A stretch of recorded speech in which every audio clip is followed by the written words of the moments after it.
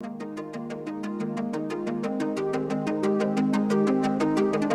una vez más, buenas noches a todos los amigos que ya se vienen conectando a esta plataforma y entiendo que también la clase está siendo transmitida por las distintas redes sociales que tiene Udiápolis.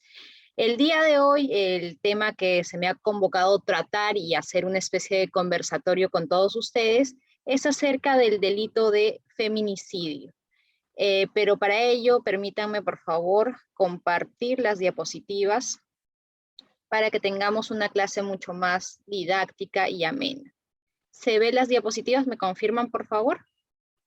Sí, doctora. Gracias.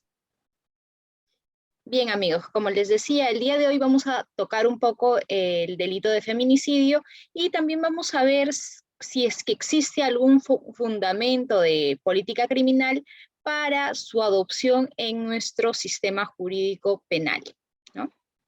Pero primero empecemos por los antecedentes históricos del delito de feminicidio. El término en sí, castellanizado de feminicidio, podríamos decir que proviene del vocablo en inglés femicide, ¿no? Que fue un término acuñado en Reino Unido todavía en el año 1801. Y este término fue empleado para describir aquel asesinato que se había producido en contra de una mujer.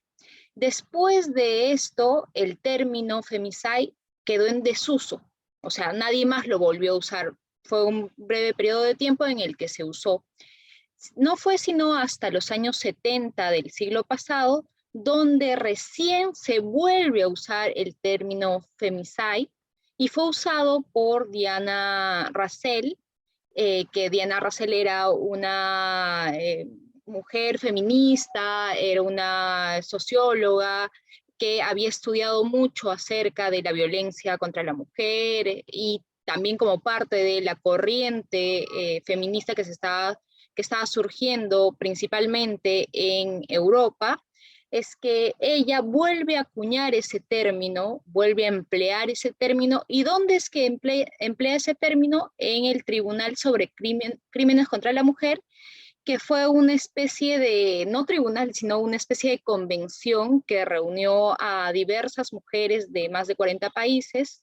Fueron más o menos 2.000 mujeres que participaron en esta especie de convención, donde se trataron diversos problemas que afectaban a las mujeres, sobre todo los problemas relacionados a la violencia que las mujeres estaban sufriendo, ¿no? Entonces, este tribunal se dio en Bruselas todavía el año 1979.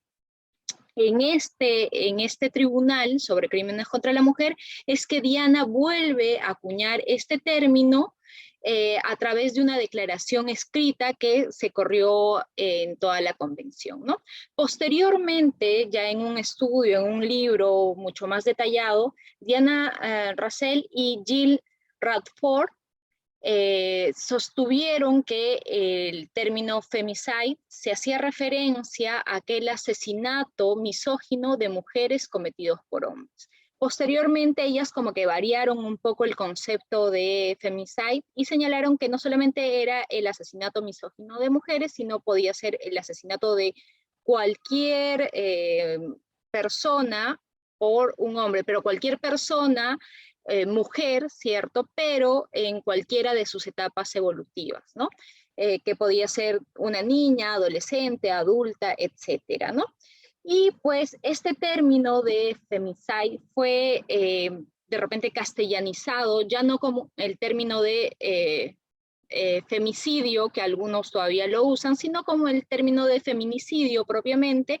Este término fue acuñado el 2006 por Marcela Lagarde, quien era una estudiosa también mexicana, quien emplea este término de feminicidio, distinguiéndolo de repente solamente del término femicidio, para incorporar otros elementos, ¿no? Como los elementos de impunidad, de violencia institucional y de falta de diligencia para hacer frente a este tipo de violencia contra las mujeres, ¿no?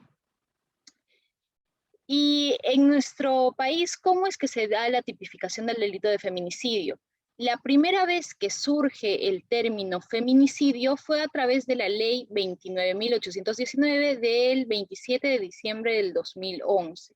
A través de esta ley se modifica el delito de parricidio y se incluye en un párrafo aparte que si es que el delito de parricidio se había cometido en contra de una mujer y el agente había sido cónyuge o conviviente de la víctima, entonces se iba a acuñar el término de feminicidio a este tipo de modalidades.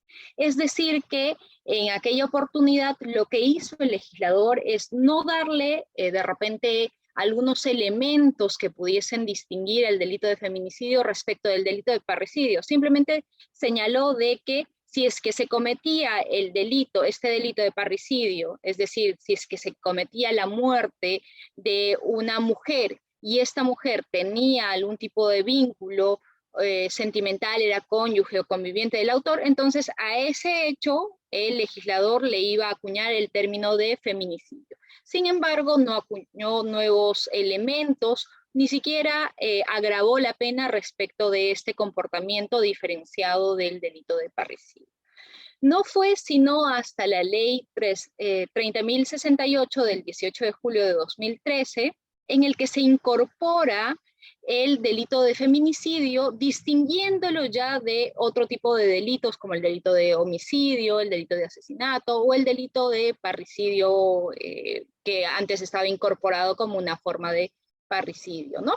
Entonces, a través de esta ley, la 30.068, se le da ya unos componentes distintos al delito de feminicidio y surge el delito de feminicidio como un delito autónomo, ¿no?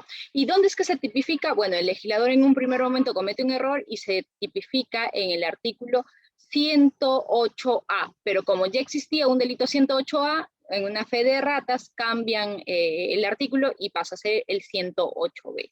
Después de esta modificación de julio de 2013, hubieron ciertas modificaciones, pero no fueron sustanciales.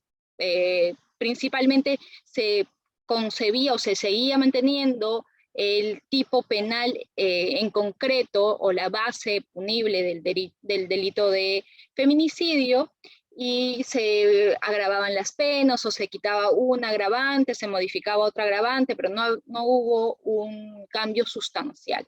Hasta la ley 30.819, que es del 13 de julio de 2018, que es precisamente el delito de feminicidio tal cual lo conocemos al día de hoy, ¿no?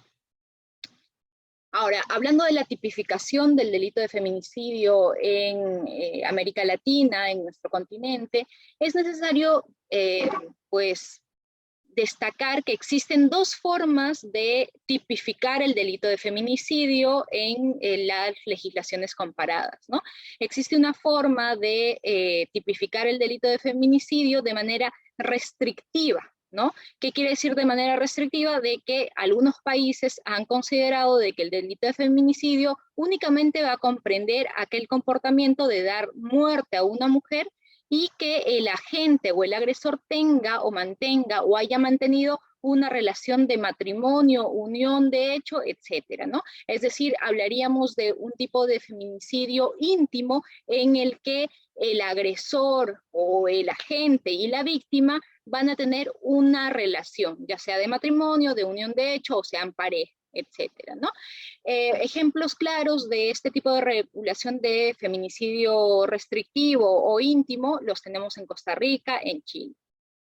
Pero existen otros tipos de legislaciones como la nuestra o la de Guatemala, en la que consideran o de repente incorporan una figura mucho más amplia del delito de feminicidio y consideran de que este hecho punible debe estar constituido por la muerte que se le da a una mujer por su condición de tal, o la muerte que se vaya a dar a una mujer en el marco de una relación de desigualdad o de poder entre hombres y mujeres, ¿no? Y existe de repente una tercera postura, que es la postura que ha adoptado el legislador boliviano, en el que consideran que el delito de feminicidio es dar muerte a una mujer sin exigir otro elemento adicional como la condición de tal o algún tipo de elemento de subordinación de género, ¿no? Con lo cual, esta última forma de legislar dejaría un amplio espectro de posibilidades para que se pudiese pues, circunscribir o tipificar el delito de feminicidio. Y finalmente, ¿cuál es la postura que nosotros adoptamos en el artículo 108b del Código Penal? Fue el siguiente: será reprimido con pena privativa de libertad no menor de 20 años el que mata a una mujer por su condición de tal, en cualquiera de los siguientes contextos, ya sea por violencia familiar, ya sea por coacción, hostigamiento o acoso sexual, ya sea por abuso de poder, confianza o de cualquier otra posición o relación que confiera autoridad a la gente, o ya sea en cualquier forma o a través de cualquier forma de discriminación contra la mujer, independientemente de que exista o haya existido una relación conyugal o de convivencia con el agente. ¿Y qué significa que se mate o de muerte a una mujer por su condición de tal? Para hablar de este elemento, nosotros primero tenemos que hacer una diferenciación entre lo que es el sexo y el género. El sexo viene a ser todas aquellas características biológicas o fisiológicas que diferencian a un hombre respecto de una mujer, ¿no? Puede ser, por ejemplo, las características que son inherentes a una mujer, que es que una mujer menstrua, una mujer puede quedar embarazada, un hombre tiene pene, testículos y la mujer tiene vagina, ¿no? Ese es el sexo, ¿no? Que es la característica biológica y fisiológica. ¿Y qué es el género? El género viene a ser aquella construcción social que vamos a hacer y está referido a las características que se asocian al hecho de ser mujer o al hecho de ser varón. Se asocian a lo masculino o a lo femenino. ¿Y qué vienen a ser entonces los estereotipos de género? Vienen a ser aquellas concepciones o prejuicios generalizados que vamos a tener acerca de un atributo o característica que los hombres o mujeres poseen o deberían de poseer. Ejemplos de lo que pueden ser estereotipos de género, por ejemplo, es que el varón o el hombre sea el proveedor en el hogar, es decir, sea la persona que necesariamente tiene que trabajar y de repente la mujer tiene que estar en un estado de subordinación y a cargo de los hijos, ¿no?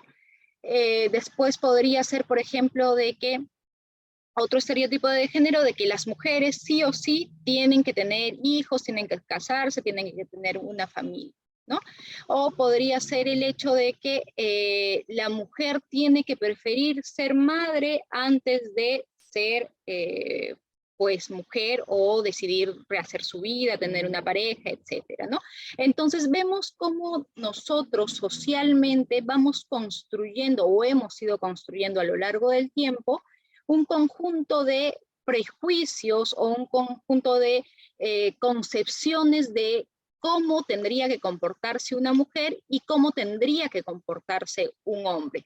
Pero la diferencia entre el género masculino y el género femenino es que socialmente nosotros hemos establecido de que el hombre, por ser hombre, tiene de repente más facilidades para decidir qué hacer con su vida, para tomar las decisiones que él considere pertinentes, mientras que la mujer como que siempre va a estar, pues, valga la redundancia, va a estar bajo los estereotipos de género, es decir, que la mujer no va a poder tomar decisiones de manera libre respecto a lo que quiera hacer con su vida, con su trabajo, con su familia, sino que siempre va a estar bajo el escrutinio, por así decirlo, de su familia, de su pareja, ¿no? Para que se comporte como socialmente tendría que comportarse. Entonces, si hablamos de sexo por un lado, de género, por otro lado, y de estereotipos de género, el dar muerte a una mujer por su condición de tal no se fundamenta en el hecho de el sexo de la víctima. Es decir, que el delito de feminicidio o la esencia de este delito no está en el hecho de que la mujer sea mujer o tenga sexo de mujer, no, sino lo que se va a buscar proteger o lo que se va a buscar reprimir, mejor dicho, en el delito de feminicidio, es que se le dé muerte a una mujer por haber, uno, incumplido algún rol social que se le está imponiendo, o de repente para que la mujer cumpla algún rol que debía de cumplir, ¿no?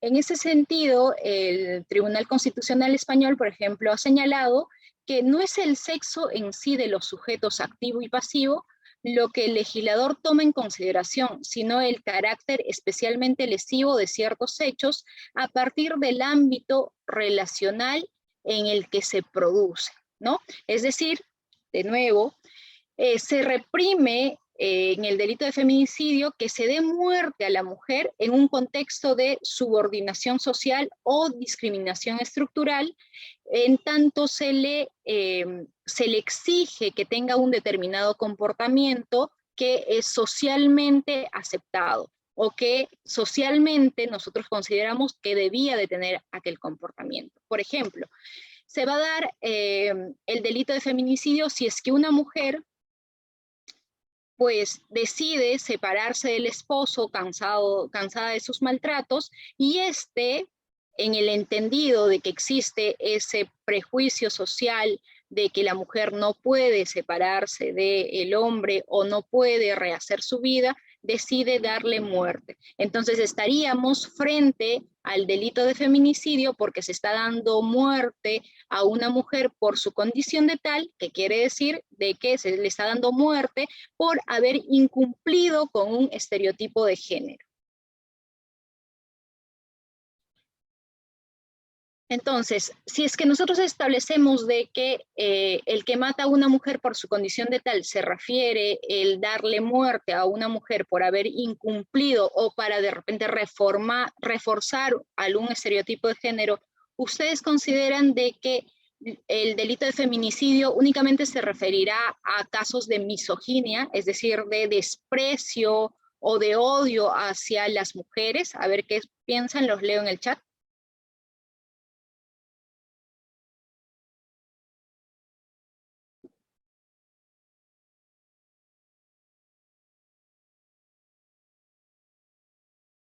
Ahí nos preguntan, en el caso de una mujer por una cualidad estereotipada se cree hombre, pero tiene su pareja que es otra mujer y la mata, ¿estaríamos hablando de un delito de feminicidio? Ahí vamos a llegar precisamente cuando hablemos de las posturas que han adoptado respecto al delito de feminicidio. A ver, pero la pregunta en específico, para que haya un diálogo entre nosotros y esto no sea de repente un monólogo, es si ustedes consideran de que el delito de feminicidio estará referido a casos de misoginia, es decir, a casos en los que el varón siente un odio o desprecio por el género femenino. ¿Ustedes creen que el delito de feminicidio se va a referir únicamente a esos casos de misoginia? A ver, los leo en el chat. Por ahí nos ponen no, creo que se debe a lo culturalmente, ahí ya se me perdió.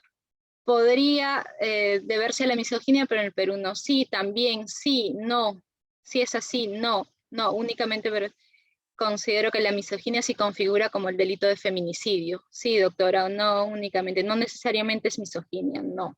Creo que se debe a que culturalmente se han adoptado estereotipos sobre las mujeres creyendo todo el tiempo son menores que los varones, ponen ahí. No, doctora, es porque existe el machismo y siempre cree tener poder sobre ella. Yo considero que no en todos los casos. Bien, pues lo que podríamos decir nosotros es que los casos de feminicidio no necesariamente se van a referir a casos de misoginia. Es decir, pueden haber casos que de repente serían casos muy raros o casos aislados en el que efectivamente alguna persona, un hombre en específico, siente esa aberración, ese odio respecto de todo el género femenino. Y, por ejemplo, se convierte en un asesino serial y va matando a unas mujeres o a varias mujeres de manera que todas cumplan un determinado patrón, ¿no? Pero se hace de repente una evaluación psicológica y se determina de que esta persona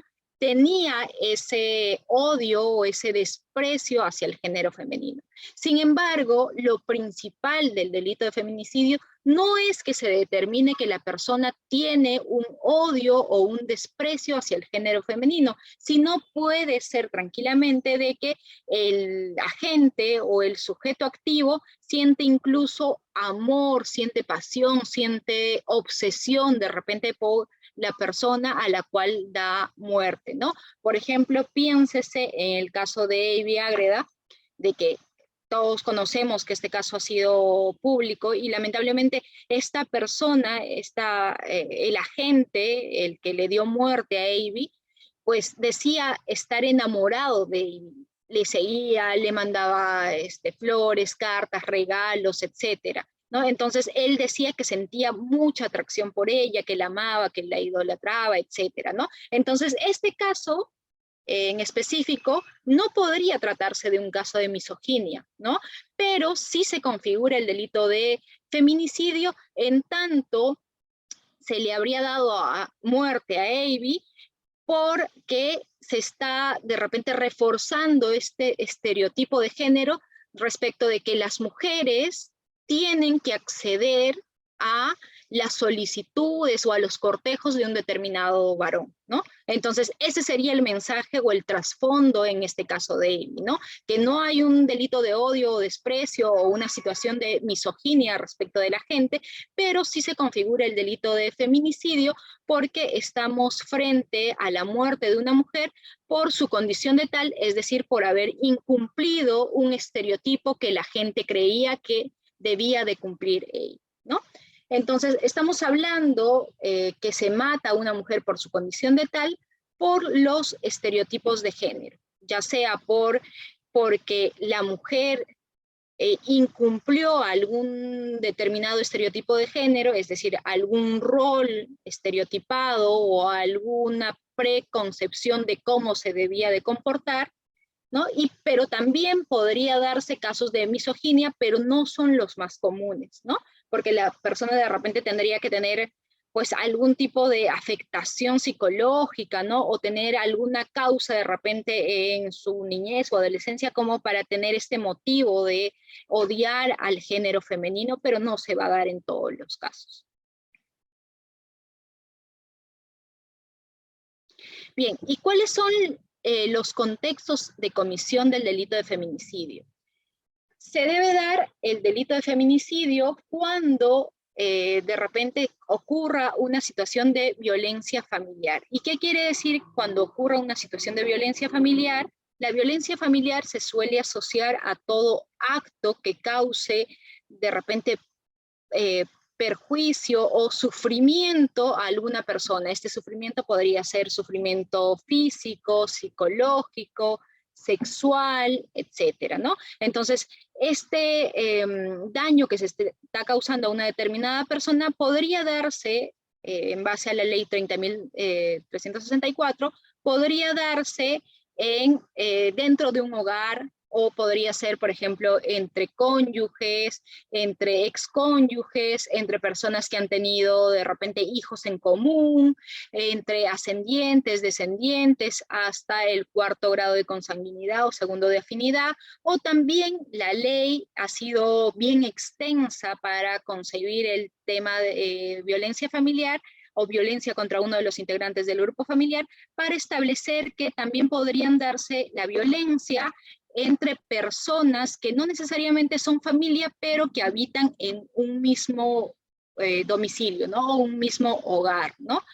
Siempre y cuando no medien entre estas alguna relación de laboral o alguna relación contractual, como podría ser, por ejemplo, alguna mujer que sea empleada del hogar respecto de su empleador. En este caso no existiría algún supuesto de violencia familiar, ¿no? Entonces, El delito de feminicidio podría darse en cualquier tipo de supuesto donde exista algún nexo de familiaridad o de repente ni siquiera familiaridad, sino exista hijos en común o exista algún tipo de relación con el agresor, ¿no?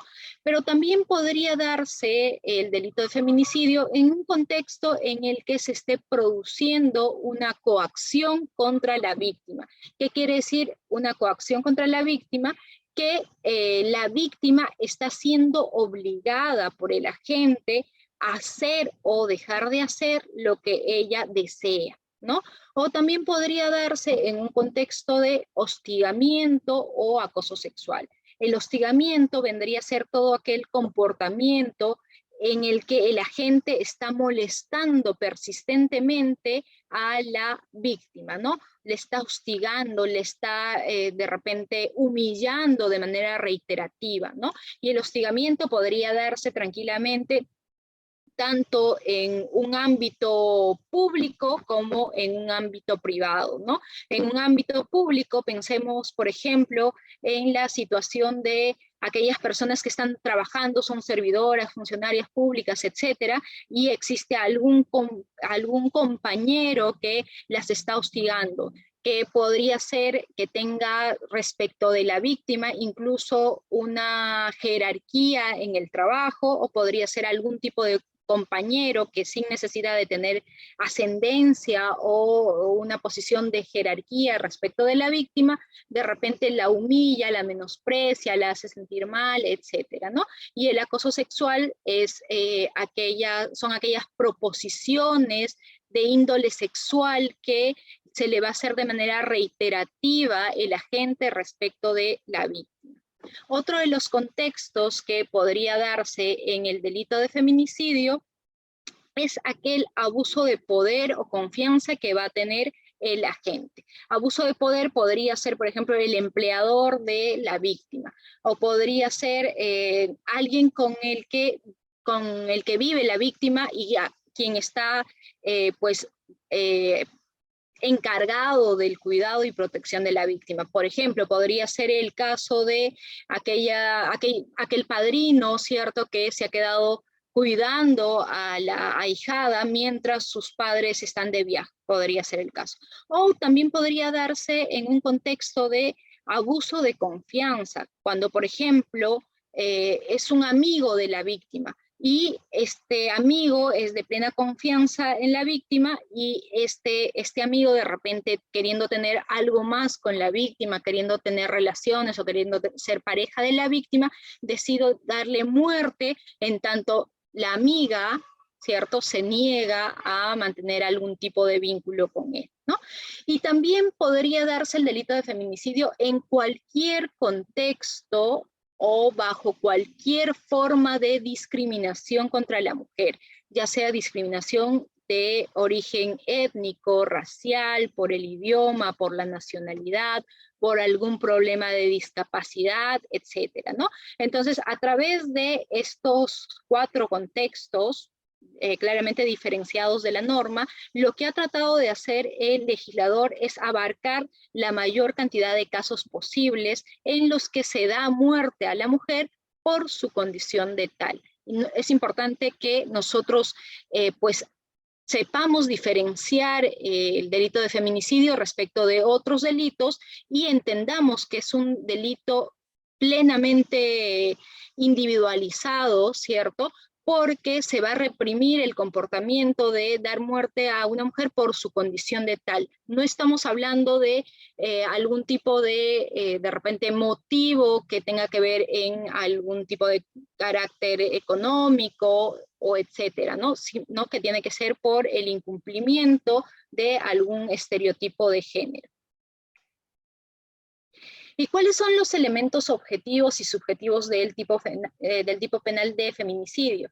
El bien jurídico, pues existen varios autores que establecen que este es un delito pluriofensivo, es decir, que no solamente se va a afectar la vida de la víctima, ¿no?, se va a afectar la vida de la mujer, sino que también se va a afectar la igualdad material. ¿Y por qué se va a afectar la igualdad material? Porque precisamente si nosotros partimos del hecho de que se está dando muerte a una mujer por su condición de tal, esto es, por haber incumplido algún estereotipo de género o de repente por haber pues rechazado algún estereotipo de género, lo que nosotros estamos diciendo es que no existe una igualdad material entre hombres y mujeres, sino que las mujeres siempre vamos a actuar en base a lo que socialmente nos está permitido, ¿no? O en base a lo que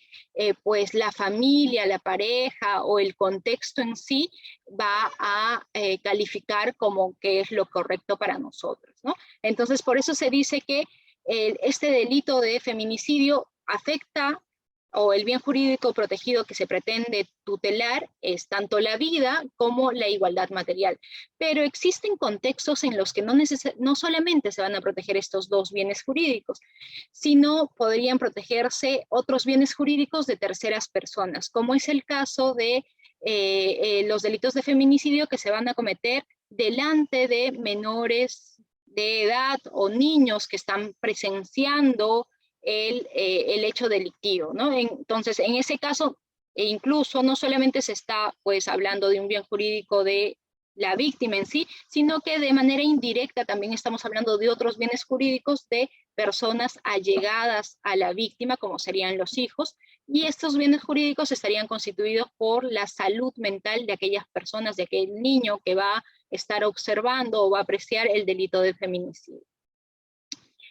El sujeto activo del delito de feminicidio es el varón, pero solamente podrían ser los varones los sujetos activos. A ver qué piensan ustedes, abramos un poco el debate, los leo en el chat. Por ahí me preguntan qué es la igualdad material. Ya, mientras van respondiendo, voy a intentar dar preguntas. La igualdad material es la igualdad en la realidad, ¿no? Si nosotros recordamos de repente nuestras clases de derecho laboral, ahí se intenta de repente establecer en el derecho laboral una protección especializada para el trabajador en el entendido de que no existe una igualdad de poder o de fuerza material entre el empleador y el trabajador, ¿no? Porque evidentemente el empleador tiene el poder económico y el poder de decisión para cortar el vínculo cuando quisiera. Por eso es que se establecen mínimos legales para, de alguna manera, intentar equiparar esta situación de desigualdad entre el empleador y el trabajador. Lo mismo sucede con las mujeres.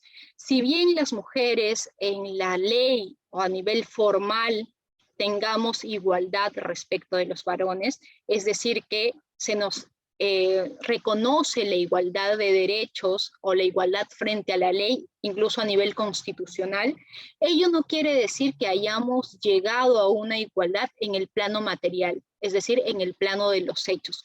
¿Por qué? Porque siempre van a existir estos estereotipos de género en base a los cuales nosotros vamos a vernos perjudicadas, ¿no? Ejemplos de esto. Pues hasta el día de hoy, y lo vivimos en carne propia, pues las mujeres frente a trabajos que implican las mismas destrezas, las mismas capacidades, muchas veces percibimos menos sueldo que un varón, ¿no? Entonces, ese es un claro ejemplo de una desigualdad que se da en el plano material, ¿no?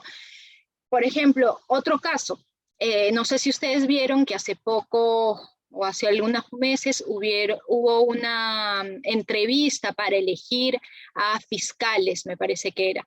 Entonces, en el marco de la entrevista, lo que se le preguntó a una mujer que estaba postulando al cargo de fiscal es qué iba a pasar con sus hijos, que pues tenía una hija menor que era de 3, 4 años, entonces el entrevistador le decía, pero ¿cómo te vas a hacer cargo de tus hijos? Entonces, ese tipo de preguntas no se le hacen a los varones, ¿no? ¿Por qué? Porque partimos de un prejuicio social que las mujeres son las que se tienen que encargar del cuidado de los niños, ¿no? Y los varones, pues, tienen más posibilidades de trabajar, de irse a otros lugares. Entonces, eso de repente limita el goce y el ejercicio de los derechos de las mujeres, ¿no? Porque siempre vamos a actuar pensando en lo que socialmente está permitido para nosotros, ¿no?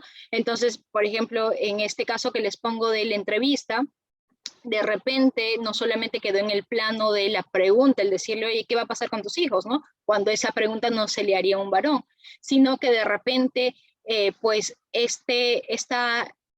este prejuicio social ha hecho o hizo que se le pusiese una puntuación menor incluso a la mujer para que no pudiese acceder a este puesto de trabajo, en el entendido de que siempre va a estar preocupada por la familia, por los hijos, y de repente podría incluso pues descuidar el hogar, ¿no? Y eso, eso es pan de todos los días, ¿no? Yo he escuchado a varias personas que incluso dicen que es preferible contratar a varones. ¿Por qué? Porque las mujeres, cuando tienen hijos pequeños, las mujeres primero que se embarazan, ¿no? Entonces, el hecho de estar embarazada necesariamente quiere decir que vas a dejar de trabajar, ¿cierto? Por 3, 4 meses, mientras que pasa el periodo pre y postnatal, ¿no? En cambio, un varón no va a dejar de trabajar, ¿no? Y es más, hay situaciones, hay empresas que también prefieren contratar a varones cuando tienen hijos pequeños, porque pues si fuese una mujer que tiene hijos pequeños, siempre la mujer está más pendiente de los hijos, de las actividades del colegio, de la crianza, etcétera, ¿no? Entonces, todos estos factores nos hacen ver cómo,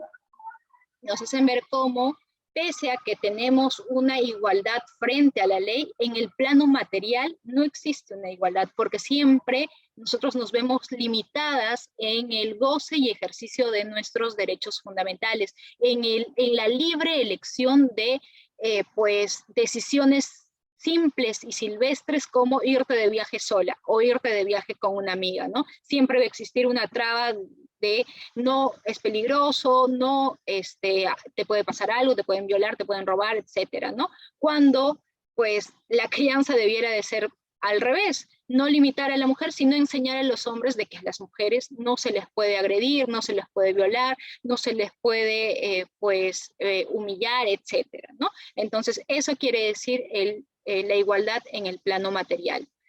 Entonces, volviendo al tema que de repente me he salido un poco, pero para explicar este tema de igualdad material. Entonces, ¿ustedes consideran de que solo los varones podrían ser sujetos activos del delito de feminicidio? A ver, los leo en el chat. Por ahí ponen, los prejuicios vienen por parte de las mismas mujeres y el estereotipo viene por parte de nuestras madres. Ahí ponen, lastimosamente es una triste realidad en nuestro país. Es la triste realidad en toda Latinoamérica, en realidad, ¿no? Sí, solo varones, la Suprema acordó ello en un acuerdo plenario del 2016, por ahí ponen no solo varones, sí, artículo de derecho a la vida libre de violencia, los hombres también pueden ser víctimas de violencia, efectivamente, los hombres también pueden ser víctimas de violencia, pero acá hablamos de una violencia estructural o de una violencia social, ¿no? El código no lo especifica, pone ahí no, por supuesto que no ponen ahí, en Latinoamérica y el Caribe, no, el hombre y mujer según los derechos internacionales ponen ahí, ya. Vamos a intentar dar una respuesta. Como ustedes vieron en el propio artículo 108b que transcribimos, dice, será reprimido con pena privativa de libertad, ¿no? No dice el varón que mata a una mujer por su condición de tal, sino que el legislador de repente ha dejado esta suerte de muletilla que será reprimido con pena privativa de libertad. No ha dicho nada más, ¿no? Pero ciertamente la Corte Suprema, a través del Acuerdo Plenario 1/2016, pues ha establecido que necesaria y únicamente van a ser agentes del delito de feminicidio los varones, ¿no? Que las mujeres no podrían ser porque es ilógico que una mujer cometa el homicidio, entre comillas, o la muerte de otra mujer por su condición de tal, porque la misma gente sería víctima. Bien, pero si nosotros partimos de esta concepción de que el delito de feminicidio por su condición de tal está relacionada a estereotipos de género, pues nosotros llegaríamos a esa misma condición o esa misma conclusión de que no solamente los varones podrían ser agentes del delito de feminicidio, sino puede ser también una misma mujer que está cuestionando el comportamiento que está teniendo otra mujer al no cumplir con un prejuicio social o con un estereotipo de género, ¿no? Entonces, por ahí bien leí una respuesta que decía, las mujeres mismas son muchas veces machistas. Efectivamente, las mujeres, no, este es un problema social, estructural, que viene de pues siglos atrás, ¿no? Y no necesariamente son los hombres los que muchas veces propugnan que pues deben de existir estos estereotipos de género o que la mujer de repente debe vivir subyugada al poder del varón, sino que hay situaciones en las que las propias mujeres refuerzan esta estructura inequitativa entre varones y mujeres. Y hay casos desde los más pequeños hasta los más grandes, ¿no? Les voy a poner un ejemplo pequeño. Pues yo tengo una amiga que recién se ha casado y me cuenta que en una de esas la suegra le llamó para explicarle cómo es que tenía que cocinarle al hijo, ¿no? Entonces, imagínense ustedes, nosotros muchas veces yo leo, ay, pero la igualdad, ahora sí somos iguales, que eso sería antes de nuestras abuelas, que ellas sí no tenían voz ni voto, que no podían hacer nada porque el varón, bueno, pero miren, desde pequeñas cosas como nosotros vamos de repente reforzando estos estereotipos de género. Entonces, en este caso que les estoy poniendo, el mensaje es que uno, que el varón tiene que ser atendido por la mujer. Dos, que la mujer debe de ser quien se aboque o quien esté dedicada a los quehaceres del hogar, ¿no?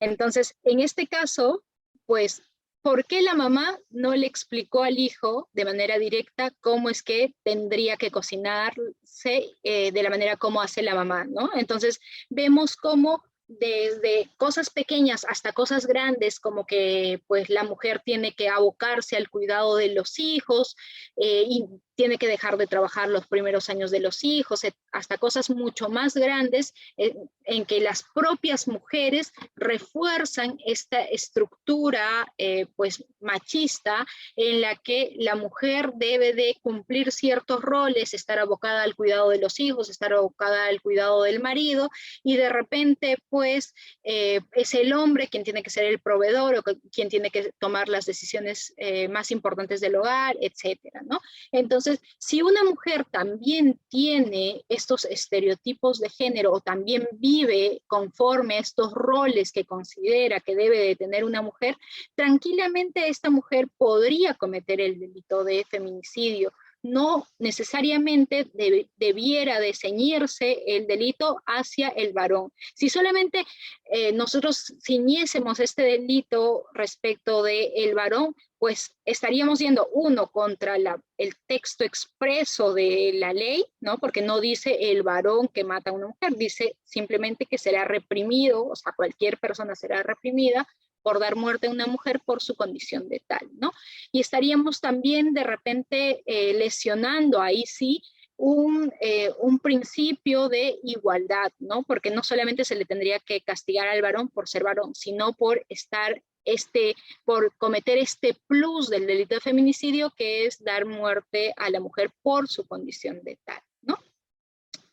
Y el sujeto pasivo, la mujer nada más tendría que ser sujeto pasivo del delito de feminicidio. ¿Y qué pasaría con las personas transexuales, por ejemplo?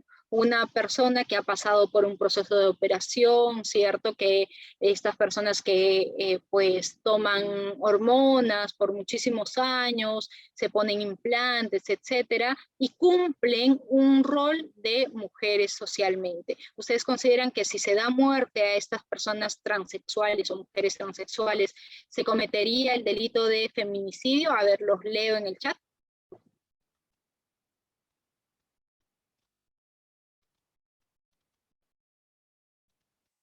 Hubo un acuerdo plenario, nos ponen por ahí. Sí, sí, sobre las mujeres transexuales, no ponen por ahí. No, sí, doctora, según el acuerdo plenario, solo la mujer es sujeto pasivo, efectivamente.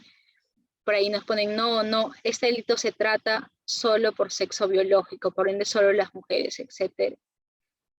biológicamente es imposible. No, ponen por ahí. No, solo las mujeres no trans ponen por ahí. No, entonces, ¿quiénes pueden ser sujetos activos? Nos ponen ahí.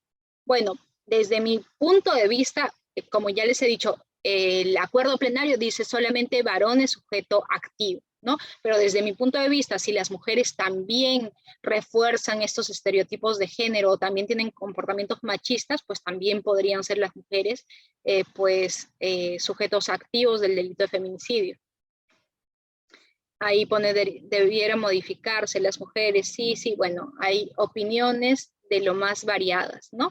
Pero lo cierto es que, como ahí bien anotó alguien, el Acuerdo Plenario 1/2016 ha establecido de que pues solo la mujer, hablando desde un sentido biológico o partiendo desde un concepto de sexo y no de género, pues solo la mujer sería sujeto pasivo del delito de feminicidio, ¿no? Sin embargo, hay que tener en cuenta que pues nuestra legislación ha ido cambiando en el tiempo, nuestra jurisprudencia ha ido cambiando en el tiempo y precisamente el Tribunal Constitucional en la sentencia recaída en el expediente 6040-2015, que es un proceso de amparo, ha establecido que la realidad biológica no es determinante para la configuración de sexo, ¿no? Pues el sexo debe ser comprendido en su dimensión sociocultural e interpersonal, ¿no? Entonces está hablándonos el Tribunal Constitucional de que no necesariamente nosotros debemos de equiparar sexo con la realidad biológica, ¿no? Sino que necesariamente tendríamos que tener en cuenta pues el conjunto de comportamientos o cómo es que una persona se desarrolla a nivel interpersonal o a nivel social, ¿no? Pongámonos a pensar, por ejemplo, en aquellas personas que han sido trans desde niños, ¿no? Actualmente vemos, sobre todo en Estados Unidos, que se da mucho eso, ¿no? Entonces pensemos que hay una niña que pese a haber nacido con sexo masculino o con sexo de hombre, mejor dicho, ella considera de que o se identifica con el género femenino y tiene toda su vida comportamientos de mujer y llegado a la adultez, pues se opera, se hace un cambio de sexo, etcétera. Entonces, si es que pues el tema de la sexualidad es una construcción social, ¿cierto? Tranquilamente nosotros podríamos entender de que las personas transexuales podrían también ser víctimas de este delito de feminicidio siempre y cuando se les dé muerte por su condición de tal, ¿no? Por ejemplo, sería el caso de una mujer transexual, ¿cierto?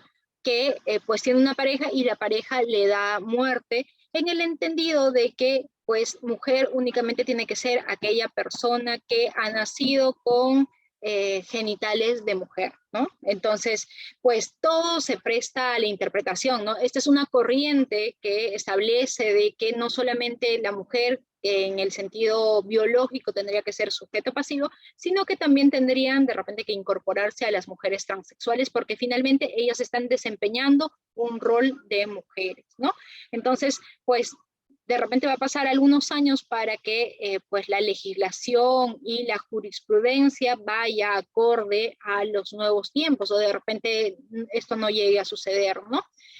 Pero lo importante es que nosotros podamos diferenciar de repente, pues, cuáles son los escenarios que nosotros tenemos para resolver un caso de feminicidio, ¿no? Ahora bien, es importante señalar que, pues, el otro día yo tenía un caso de una persona que quería, pues, hacer una reproducción in vitro, ¿cierto?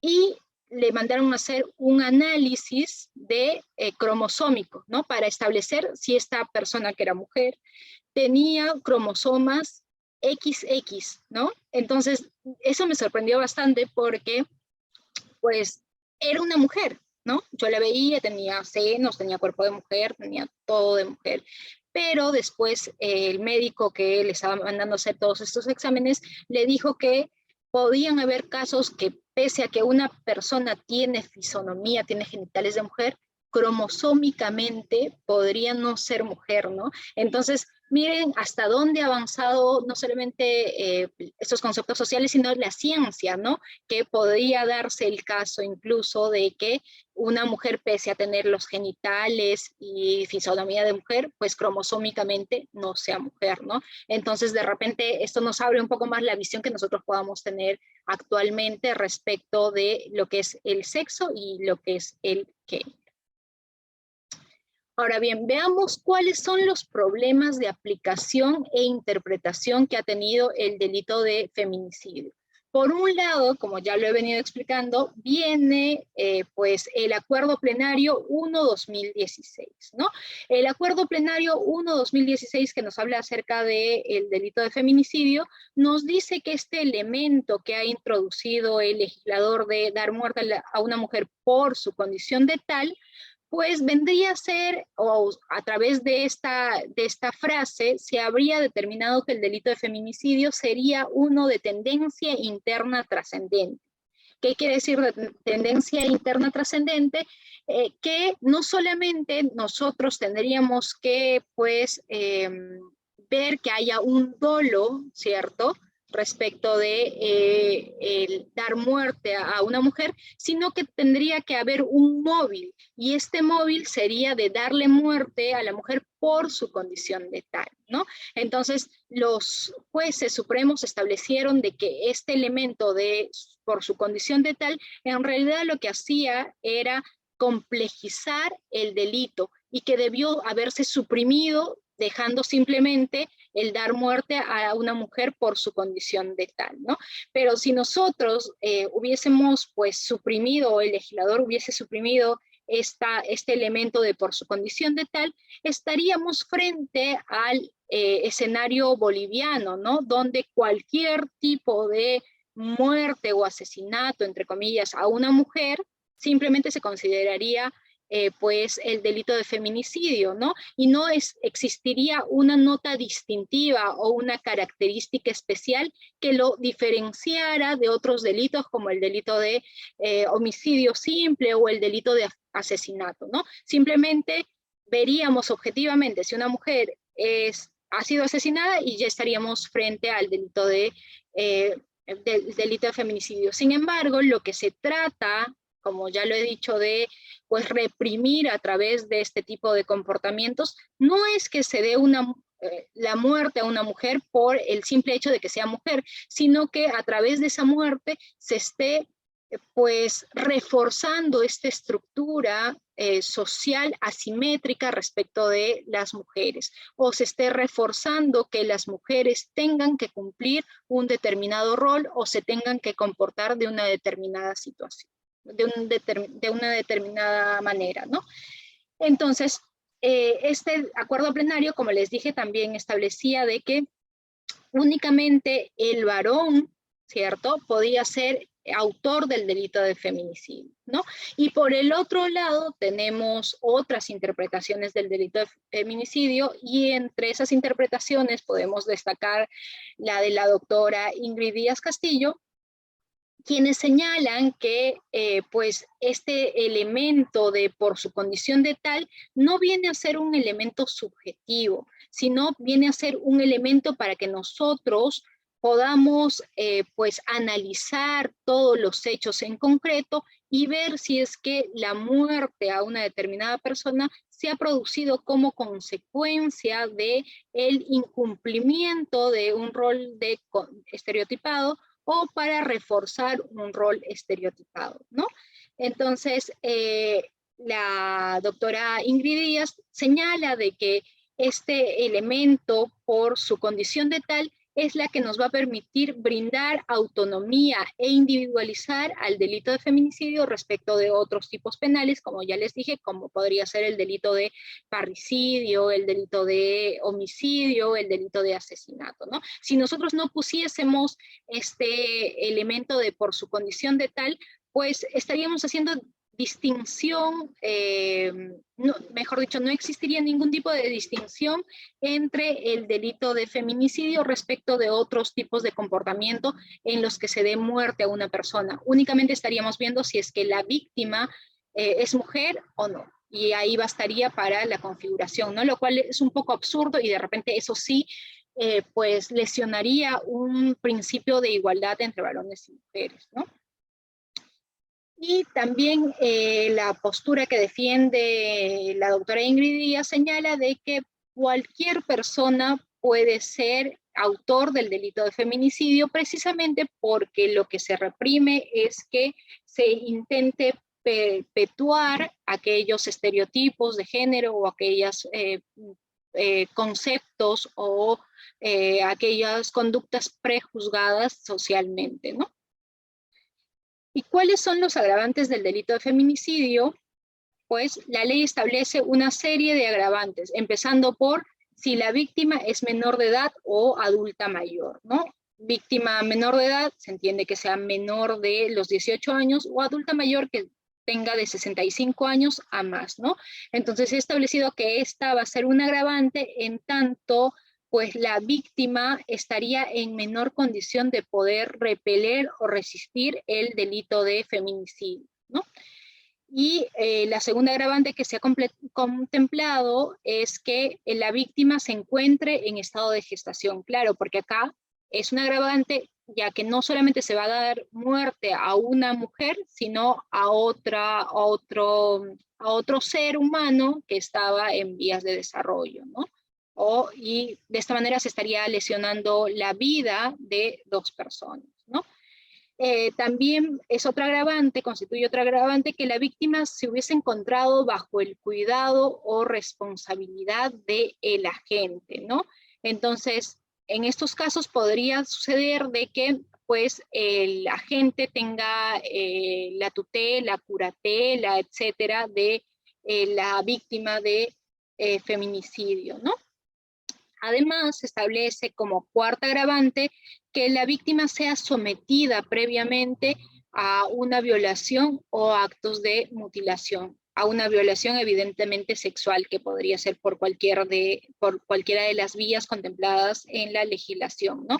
Mientras que mutilación se refiere a cualquier tipo de cercenamiento de algún miembro superior o inferior o de algún órgano haciéndolo impropio para sus funciones, ¿no? Ojo acá que se contempla pues que si ha existido una violación previamente, vamos a nosotros agravar el delito de feminicidio. Pero ¿qué pasaría, por ejemplo, si es que pues una persona ha estado secuestrada y se le ha violado reiteradas oportunidades y finalmente se le ha dado muerte pues después de un mes de cautiverio? Pues habría que ver si es que existe ahí en realidad un concurso real de delitos o si es que existe un concurso ideal y se tendría que aplicar únicamente el agravante del delito de feminicidio, ¿no? Si es que a mí me preguntasen por el transcurso del tiempo o el tiempo que ha pasado, pues de repente podríamos hablar de un concurso real de delitos, ¿no? Porque pues se ha lesionado el bien jurídico, libertad sexual de la mujer, ¿cierto? Durante un determinado periodo de tiempo y finalmente recién se le ha dado muerte después de un lapso de tiempo, ¿no? Entonces, pero todo depende de la interpretación que uno le pueda dar.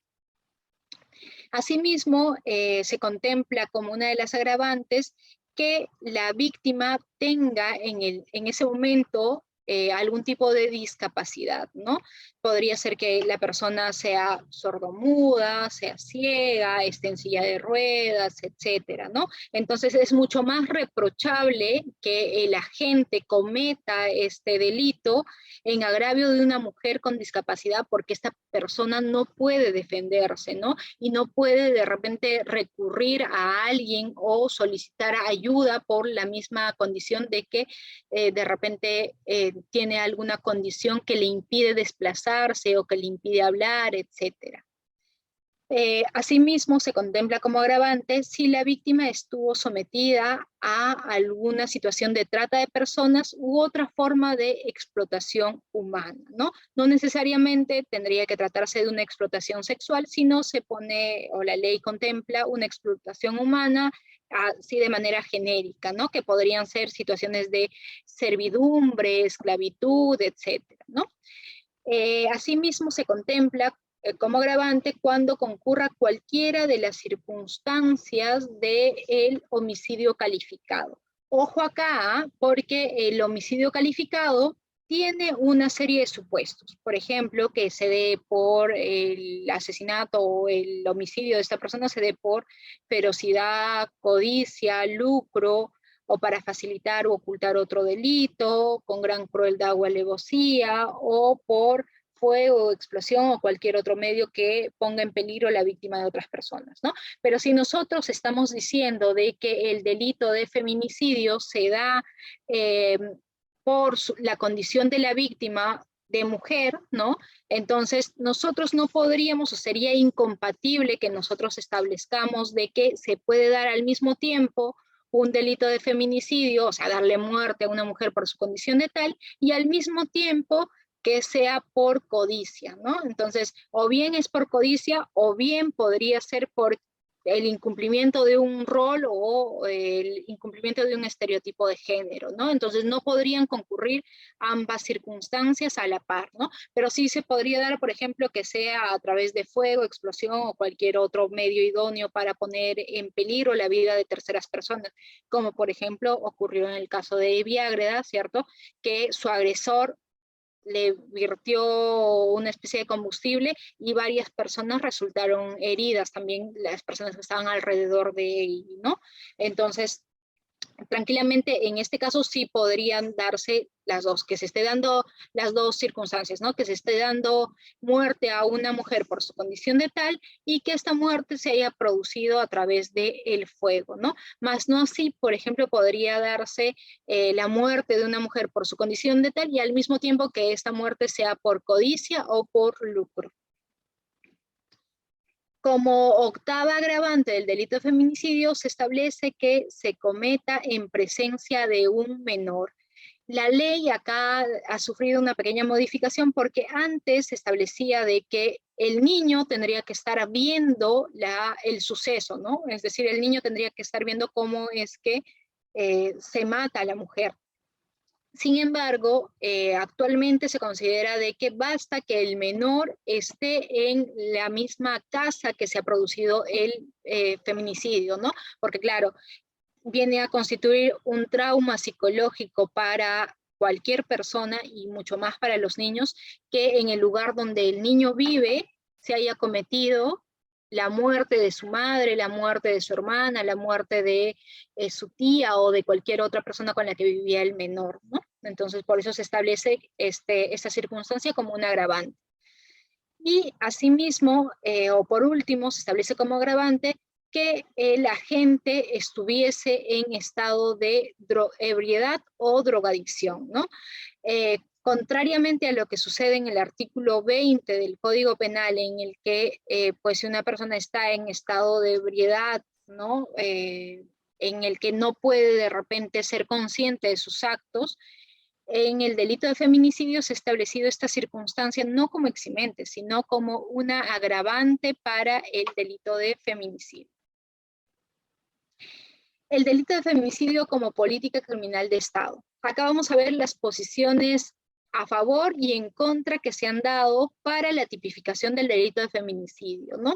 El delito de feminicidio, pues desde que surgió la intención del legislador para regular este tipo de comportamientos o para criminalizar este tipo de comportamientos y diferenciarlo respecto de otros delitos como el asesinato o el homicidio, pues han existido una serie de voces o cuestionamientos al respecto, ¿no?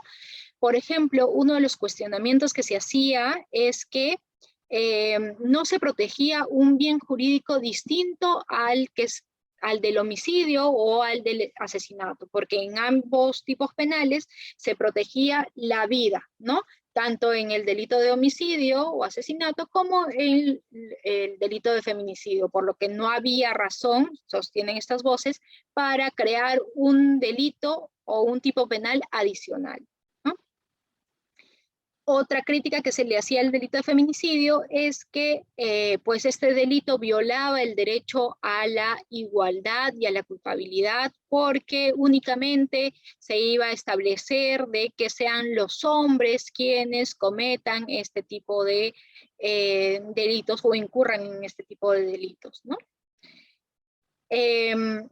Otros autores señalaban de que no era necesario que se estableciese un delito de feminicidio de manera independiente, sino que tranquilamente el legislador hubiese podido establecerlo como una agravante general, ¿no? En algún tipo de los delitos. Por ejemplo, en el delito de asesinato podría haberse establecido como agravante el delito de feminicidio, es decir, por darle muerte a una mujer, o podría haberse establecido un agravante general señalando de que iba a tener mayor pena aquel agente que daba muerte a una persona y esta muerte se producía por motivos discriminatorios, ¿no?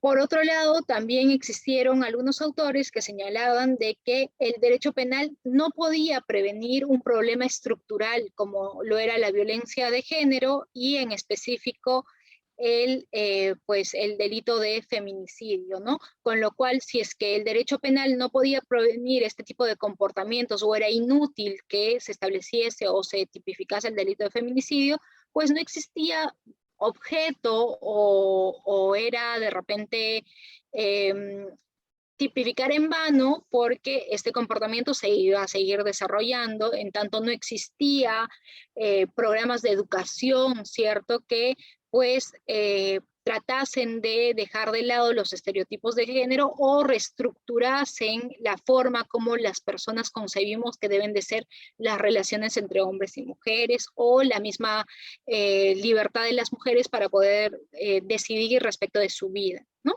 Y finalmente habían quienes señalaban de que el delito de feminicidio era simplemente un mecanismo mediático de control social y que su regulación finalmente se debía a que muchas personas habían, pues, o grupos feministas habían luchado para que se tipifique este tipo de comportamientos en el Código Penal, pero que no tenían un trasfondo en realidad, ¿no? Frente a estas posturas que estaban en contra de la tipificación del delito de feminicidio, existen otras posturas que señalan pues que el delito de feminicidio no solo protege los bienes jurídicos contemplados en los delitos de homicidio y asesinato, como es la vida, sino que, como ya los sostuvimos, también se protegía la igualdad material, ¿no? En el sentido de que se intentaba de repente dejar de lado esos estereotipos de género y buscar que pues la mujer pueda desarrollarse en un ambiente de libertad o que la mujer pueda decidir respecto a su vida, decidir respecto a su trabajo y a su familia por pues sus propias convicciones, sus propios fundamentos, sus propios razonamientos, no solamente presionada por el medio externo que le dice cómo es que tiene que actuar, ¿no? Además que señalaban que la ruptura de la neutralidad formal atendía a la realidad y al contexto sociocultural.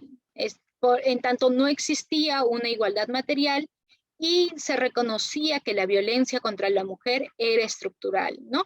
Es decir, que a través de este delito de feminicidio, en realidad lo que se va a hacer es reconocer que en realidad las mujeres podemos frente a la ley tener los mismos derechos, ¿no? Pero en un plano material existe todavía una desigualdad y eso no lo podemos negar, ¿no?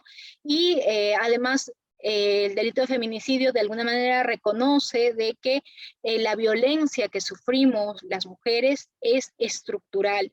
¿Y a qué nos referimos con estructural? es una violencia que ha sido enquistada en lo más profundo de la sociedad, ¿no? Y muchas veces nosotras mismas actuamos de manera machista, ¿no? O actuamos premunidas por estereotipos de género y no nos damos cuenta de ello porque está muy enraizada esa idea de que las mujeres tenemos que comportarnos de una determinada manera, ¿no? Además, se establecía que el delito de feminicidio comunicaba a la gente que había cometido un daño severo y además le comunica a la gente el delito de feminicidio de que los estereotipos de género, es decir, las reglas que la gente cree que la mujer debe de seguir, en realidad no tienen validez en nuestra sociedad, ¿no? Asimismo, de la misma manera, el delito de feminicidio reconoce el sufrimiento que ha sufrido la víctima y le comunica que sus derechos o el goce de sus derechos se encuentra vigente, ¿no? Y finalmente, frente a la sociedad, el delito de feminicidio podía disuadir los comportamientos que se podían suscitar, ¿no? Claro, porque si nosotros le estamos dando un mensaje a la sociedad de que pues se va a reprimir a aquella persona que dé muerte a una mujer por haber incumplido algún estereotipo de género, socialmente lo que estamos tratando de hacer ver a la sociedad, ¿cierto? Es que pues los estereotipos de género no tienen ningún tipo de validez, ¿no? Y que nosotros tenemos que cambiar esa mentalidad que tenemos varones y mujeres y crear las bases de una sociedad más inclusiva e igualitaria en la que tanto hombres como mujeres podamos gozar de los mismos derechos de manera libre, ¿no?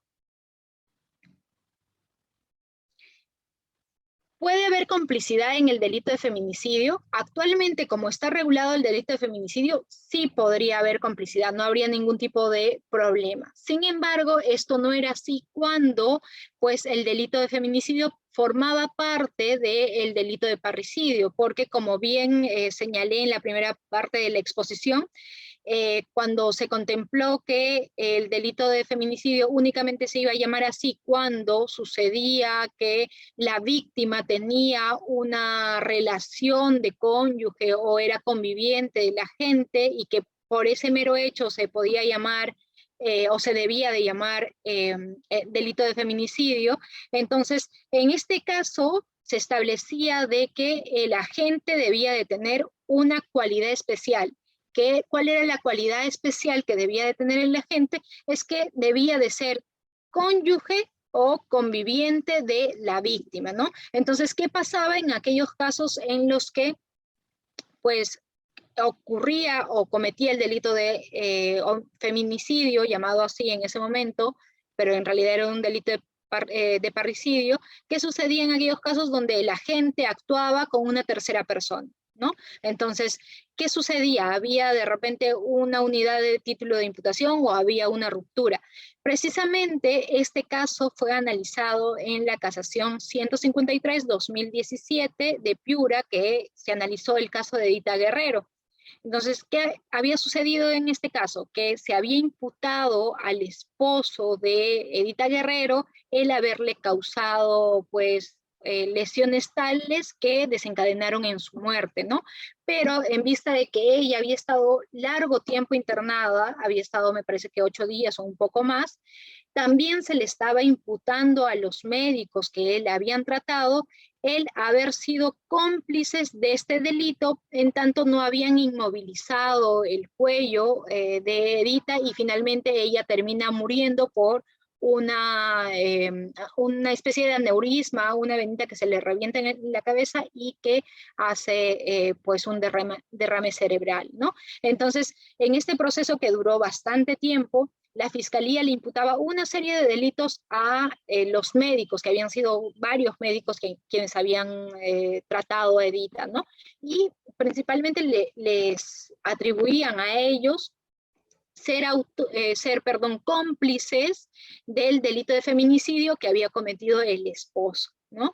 Y si es que no se configuraba ese delito, de manera alternativa, el juez estaba postulando un delito de homicidio culposo, ¿no? Entonces, lo que dijo en esa casación la Corte Suprema es que antes de la modificatoria del artículo 25, que nos habla de culpabilidad, se tenía que aplicar la ruptura del título de imputación. ¿Qué quería decir la ruptura del título de imputación?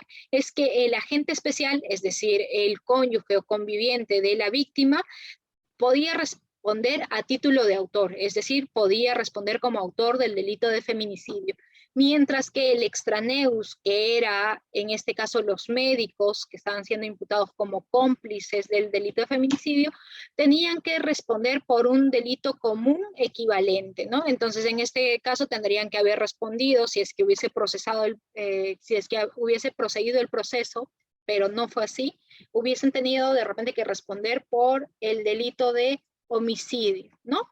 Entonces, ¿y cuál es la modificación a la cual hace referencia el artículo 25 del Código Penal? Es la modificatoria que se dio el 2017, porque en el artículo se incorporó que el cómplice siempre respondía en referencia al hecho punible cometido por el autor, aunque los elementos especiales que fundamentaran la penalidad del tipo penal no concurriesen en él, ¿no? Entonces, lo que estaba haciendo en buena cuenta la Corte Suprema, o perdón, el legislador a través de esta modificatoria del artículo 25, es establecer u optar por una teoría de unidad del título de imputación, ¿no?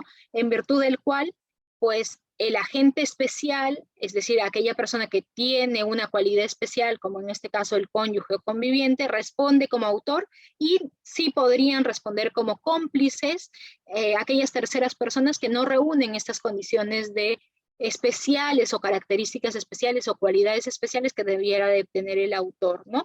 Y pueden responder actualmente como cómplices, así los elementos especiales no recaigan en el cómplice, sino recaigan en el autor. Bien, ahora veamos algunos casos prácticos para abrir un poco el debate, ¿no? Caso práctico 1. Juan y Evelyn son esposos hace bastantes años. Juan ya no siente lo mismo por Evelyn y desea rehacer su vida con María, de quien se ha enamorado, por lo que idea un plan para matar a Evelyn, haciendo ver que ésta se ha suicidado y de esta manera quedarse con los bienes conyugales. Desde su punto de vista, ¿este constituye un delito de feminicidio? A ver qué piensan ustedes, los leo en el chat.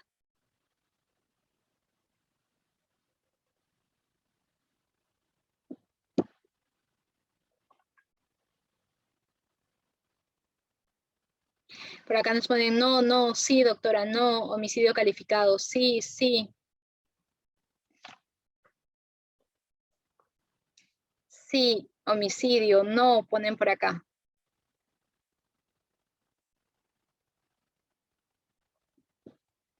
Sí, sí, ponen. Crimen pasional, ponen por ahí. Sí, por tener una relación conyugal, ponen. No es feminicidio, sí. Por supuesto que sí, y agravante por lucro, ponen. Parricidio, homicidio, no, es parricidio por un concurso aparente de leyes o principio de favorabilidad con respecto a la pena. Buen punto. Sería parricidio. Se configura el delito de feminicidio por ser cónyuge. Sí, doctora, los bienes secundarios, pone ahí homicidio simple, homicidio. No le están matando por su condición de mujer, ponen por ahí. Homicidio, no le asesinan por su condición de tal, solo por lucro. Feminicidio, feminicidio. Bien, pues veo que hay posiciones contrapuestas, ¿no? Ahí ponen, sería ver la escena del crimen, ¿ok? Homicidio calificado, es feminicidio por lucro y ensañamiento debe ser. Modus operandi. Aún no se comete el delito solo por el planeamiento de un delito, feminicidio. Solo es un plan, pone ahí.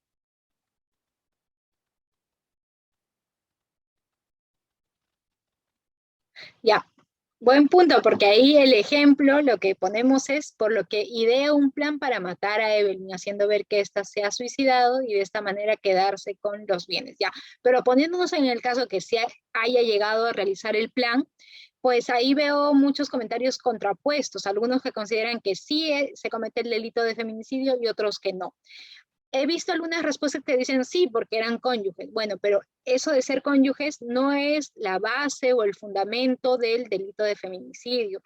Como lo he venido explicando, el fundamento del delito de feminicidio es que se dé muerte a una mujer por su condición de tal, es decir, porque esta mujer ha incumplido algún rol o estereotipo de género, ¿no? Entonces, en el caso propuesto tal como está, yo creería de que no hay ese estereotipo que esté incumpliendo Evelyn como para que estemos frente a un delito de feminicidio.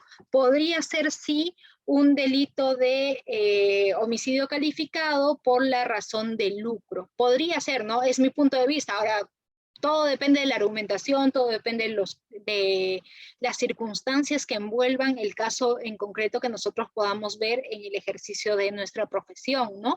Pero siempre, pues hay que destacar que la condición de tal es por haber incumplido, la mujer incumple algún estereotipo de género o para reforzar algún estereotipo de género. Ahora, podría ser que alguien me diga, sí, porque el estereotipo de género acá es que el varón puede tener varias mujeres, ¿no? Y que por eso da muerte a la mujer. Podría ser, pero de repente es una figura un poco más forzada, ¿no? Entonces, tendremos que ver todo el caso en concreto, ¿no? Ahora, es importante que nosotros tengamos que analizar el hecho en concreto, todas las circunstancias objetivas para que de ahí nosotros podamos extraer si es que el homicidio se dio o el asesinato se dio contra la mujer por su condición de tal, ¿no? Y que pues, este feminicidio o este asesinato necesariamente se tiene que dar porque la mujer haya incumplido algún rol o alguna pauta de conducta que la gente creía que tenía que cumplir, ¿no? Y es importante esto porque han habido sentencias en los que los jueces consideraban de que si la persona, el varón, por ejemplo, lavaba los platos, era hacendoso y pese a ello cometía el delito de feminicidio o intento de feminicidio, pues acá no se cometía, no se configuraba el delito porque no se veía que en realidad el varón tuviese algún comportamiento estereotipado, un comportamiento machista, ¿no? Pero hay que ver todo el contexto, porque pueden haber situaciones en las que, pues, hay un comportamiento de la mujer o hay una respuesta determinada de la mujer que en ese momento, pues, hacen que el varón o el agente en sí, pues, refuerce incluso algunas preconcepciones que pueda tener o algunos preconceptos respecto al rol que debe desempeñar la mujer, ¿no?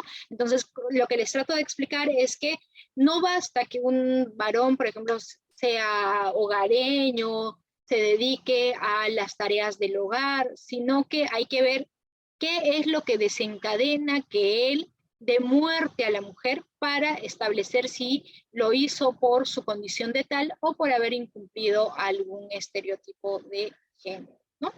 Las preguntas, por favor, guárdenlas un momentito, ya vamos a terminar. Tenemos 2 casos prácticos más y abro el micro para que puedan participar.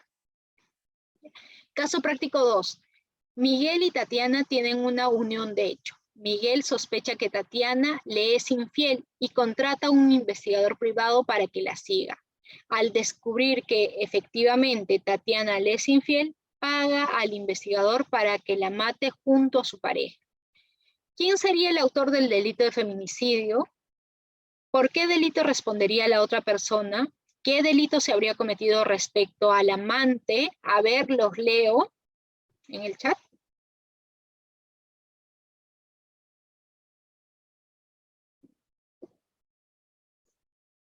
Por ahí nos ponen el autor es la pareja, ahí es feminicidio, el autor es el novio. El autor sería su pareja. Miguel es autor, instigador, es feminicidio, instigador. Autor sería el que mata. Se puede cambiar la calificación jurídica y en qué etapa, me ponen por ahí. Respecto al amante, homicidio, el autor es Miguel. A ver, instigador, Miguel es autor, feminicidio por lucro, complicidad, autor intelectual y material, autor intelectual es la pareja, ponen por ahí el delito, el autor intelectual es Miguel, el delito de feminicidio e instigador del marido, autor su pareja, feminicidio, autor mediato, ponen por ahí. Autor mediato y el que ejecuta, autor material. Feminicidio por celos y su pareja es el autor intelectual. Ahí ponen sicariato y concurso con feminicidio. Ya. Para intentar dar una respuesta, a ver, ¿quién sería el delito, el autor del delito de feminicidio? Evidentemente, el autor mediato sería, pues, el esposo, ¿no? Porque le está matando por su condición de tal, ¿no? Por haber incumplido un estereotipo de género de que ella no debe de estar con otra persona que no sea su pareja, ¿no? O de repente el estereotipo sería la mujer es propiedad del varón, por lo tanto, cualquier acto de infidelidad tiene que ser castigado con la muerte, ¿no? Entonces, el investigador, ¿cierto?, está dando muerte a Tatiana, pero no por su condición de tal, sino lo está haciendo porque hay un incentivo económico de por medio. Entonces, respecto de él, no se configuraría el delito de feminicidio, sino podríamos estar hablando de repente del delito de sicariato, ¿no? Y respecto del amante, pues desde mi punto de vista estaríamos frente a un delito de homicidio calificado o sicariato respecto del investigador, ¿no? Y homicidio calificado podría ser de repente respecto de también Miguel, ¿no? Esas podrían ser las respuestas que posiblemente podríamos dar, ¿no? Pero todo está evidentemente sujeto a la, pues, argumentación que nosotros podamos hacer en el determinado caso, ¿no? Caso práctico 3. Arturo, fanático religioso, descubre que Celia, su hija de 25 años, practica la prostitución para poder solventar sus gastos personales y viajes al exterior. Desde su punto de vista, acá falta agregar que le da muerte, ¿no? Entonces, en el supuesto de que Arturo le hubiese dado muerte a Celia, que es su hija de 25 años, al descubrir que ésta practica la prostitución, ¿ustedes consideran de que se habría dado en este caso el delito de feminicidio? Sí, se configura, sí. Sí, feminicidio, sí. Bien. Acá me ponen, el tercer caso es parricidio, doctora, la hija de su descendiente. Pues yo creo que por un principio de especialidad se aplicaría el delito de feminicidio, ¿no? Porque acá el mensaje que subyace es: yo le doy muerte a mi hija porque no se ha comportado como debiera de comportarse una mujer, porque ha hecho uso de su libertad sexual y de su libertad personal para decidir, dedicarse a la prostitución, ¿no? Ojo que el derecho no tiene nada que ver con el ámbito pues moral, ¿no? O el ámbito ético. Obviamente que éticamente podría ser reprochable, ¿no? Para cualquier padre, de repente, que su hija se dedique a la prostitución. Podría ser el caso, ¿no? Pero como estamos hablando en términos jurídicos, evidentemente que, pues, Arturo no podría dar muerte a su hija, porque estaríamos frente a un claro ejemplo de feminicidio, en tanto lo que se está reprimiendo es que esa hija no haya cumplido un rol de mujer, que es comportarse de manera decorosa, no faltar a su honor, etc., ¿no? Y finalmente, antes de pasar a las preguntas, tenemos el último caso, ¿no? Caso práctico 4. Camilo y Eva son amantes. Cierto día, Eva le confiesa a Camilo que está embarazada, ante lo cual éste le pide que aborte debido a su situación de casado. Dado que Eva se negó a abortar y continuó con el embarazo, Camila le dio muerte. Desde su punto de vista, a ver, ¿el caso constituye el delito de feminicidio?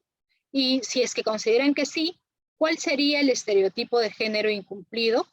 A ver, en el chat los leo.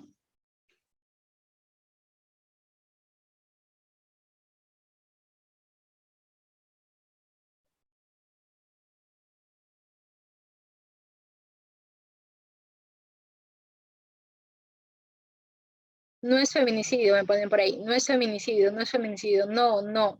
Feminicidio por estereotipo de abortar sin consentimiento. No, ponen por ahí. Sí, igual parricidio. El tipo de estereotipo de género no tienen dimensión, ponen por ahí. Sí constituye delito, sí, sí es feminicidio. El estereotipo es la sumisión al varón. Sí, porque se ve mal tener hijos fuera del matrimonio. Por su condición de madre, el estereotipo es que la madre no debe tener hijos. Homicidio calificado, se debe probar la infidelidad, ponen por ahí.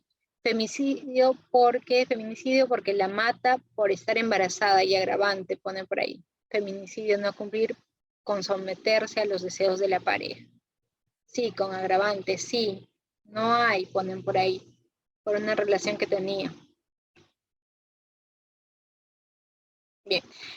Desde mi punto de vista, sí estaríamos frente a un caso de feminicidio, ¿no? ¿Y cuál sería el estereotipo de género incumplido? Como alguien lo dijo por ahí, es que el varón sea quien decida si la mujer tiene o no tiene hijos, ¿no?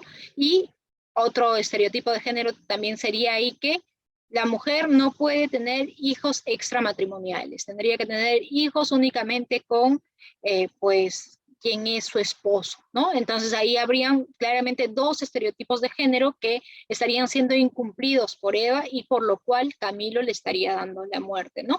Entonces todo va a depender, una vez más repito, del contexto en el que se produzca el hecho para que nosotros podamos ver si es que la muerte de la mujer se va a dar por su condición de tal o no, ¿no?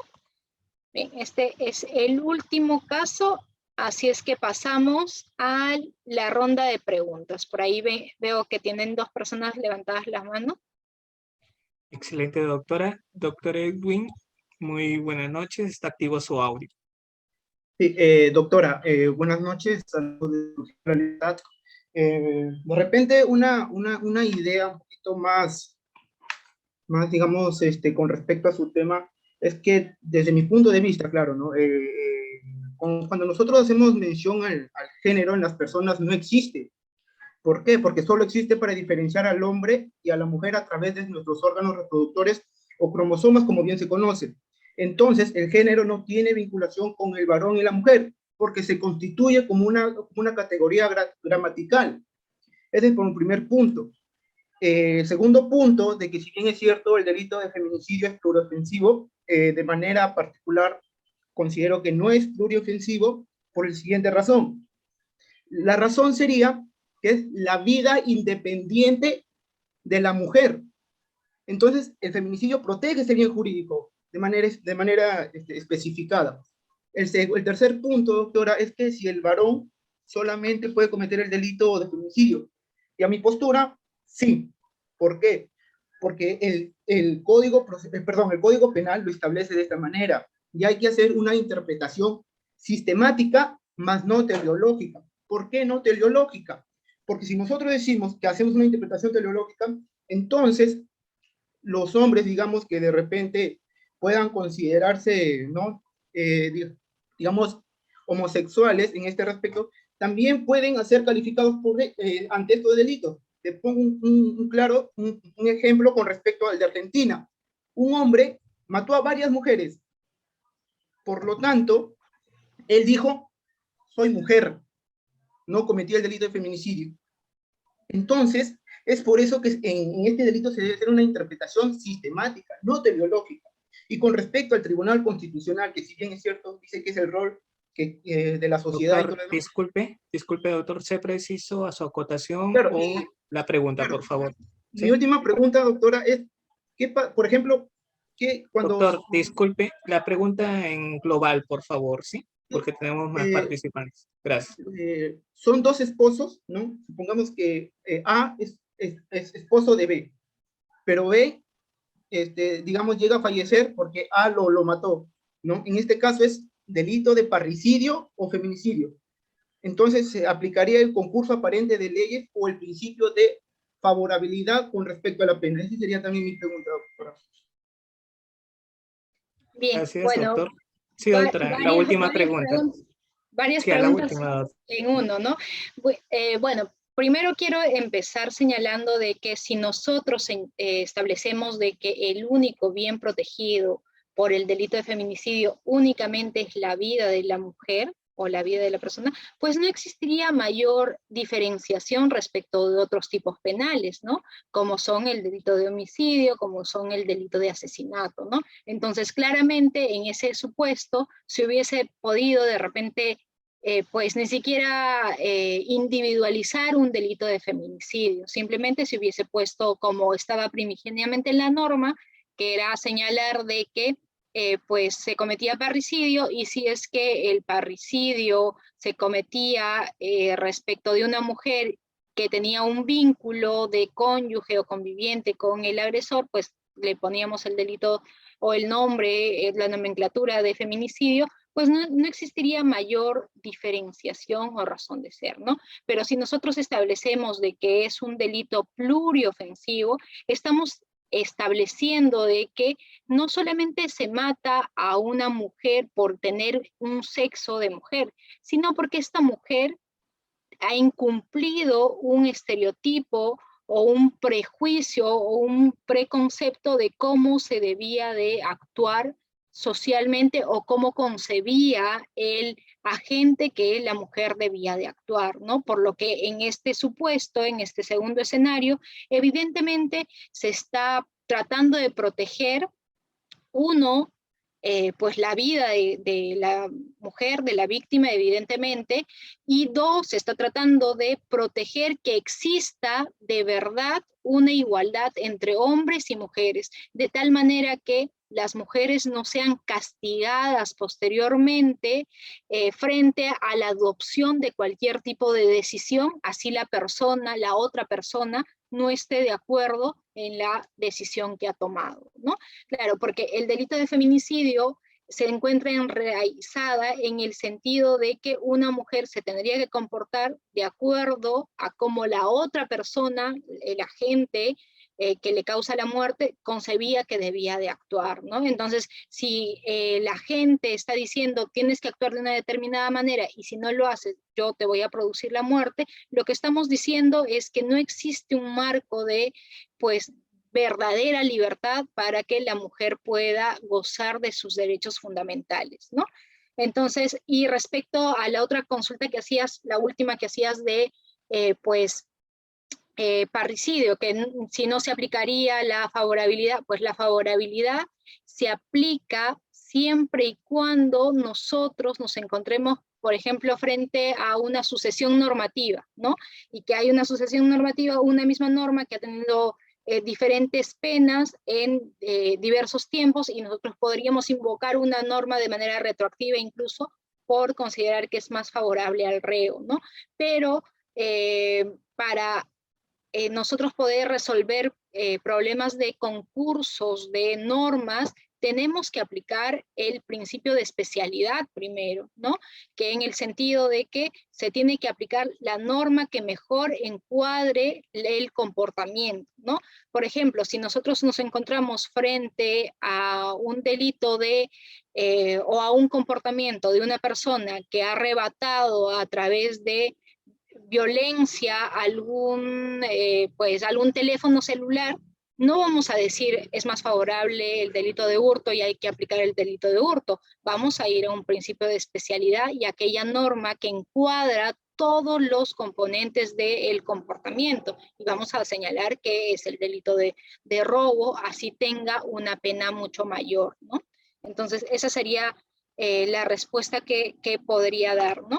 Y me parece que señalaste algo respecto a pues el tema de género. El tema de género evidentemente es una construcción social que nosotros vamos haciendo, ¿no? Que no necesariamente se identifica a lo largo del tiempo con el sexo que una determinada persona pueda tener, ¿no?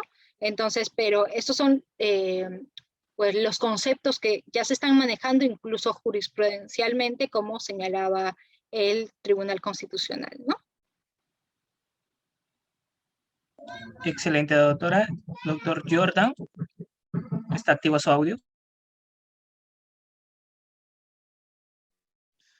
Sí, muy buenas noches, doctora. Siempre es un gusto escucharla.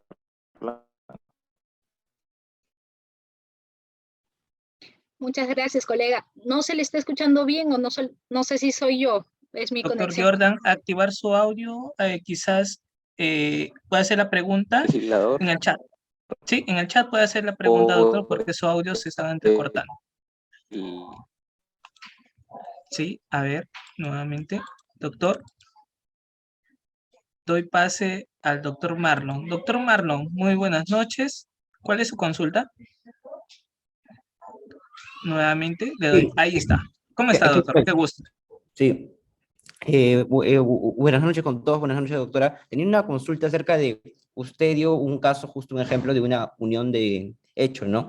Donde, digamos, el hombre, pues, a través de un investigador, había descubierto la infidelidad, ¿no? Entonces, y a raíz de esa infidelidad, él contrata, bueno, al mismo investigador para que, digamos, asesine bueno, a su conviviente, ¿no? Lo que yo le preguntaría es, en ese caso, ¿por qué se le imputaría como el delito de feminicidio si es que, si bien es cierto, o sea, o sea, a mi criterio yo infiero que no es que solamente a la mujer se le califica, o sea, se le podría asesinar por una infidelidad, ¿no? O sea, yo creo que también de repente una mujer que encuentra o que descubre la infidelidad a su esposo o a su conviviente también podría reaccionar de esa forma, ¿no? Entonces, no encuentro, digamos, esa lógica en el caso, ¿no? En este caso de descubrir una infidelidad, de que se le asesina a la mujer por su condición, ¿no? Por su condición de tal.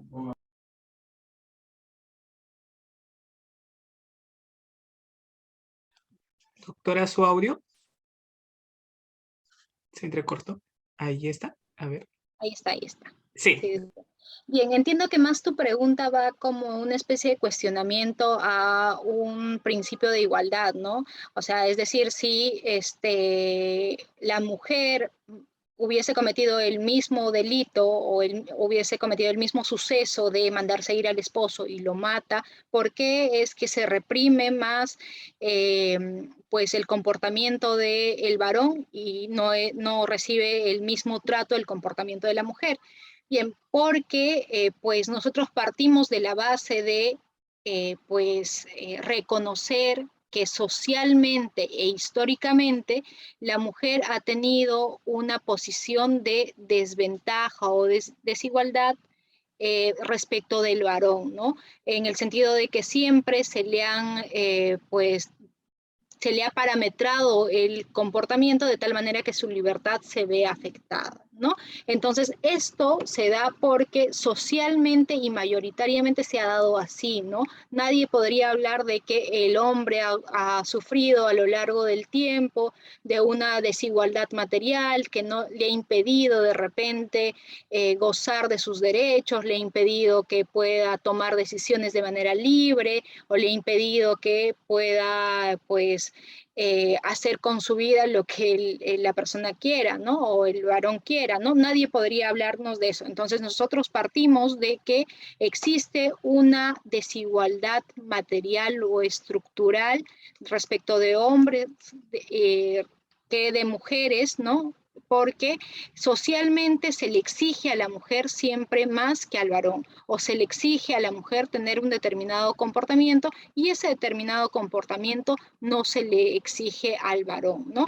Ahora, estadísticamente también podríamos darle un enfoque de estadística de que si bien pueden haber casos en los que la mujer sea quien de repente manda matar al varón por un tema de descubrir una infidelidad, pero viéndolo de manera pues numérica o viendo las estadísticas, pues son casos muy aislados los que se dan, a diferencia de lo que se da con la mujer, ¿no? En la mujer hay un montón de casos que hemos visto, incluso muchos que se han hecho públicos, ¿no?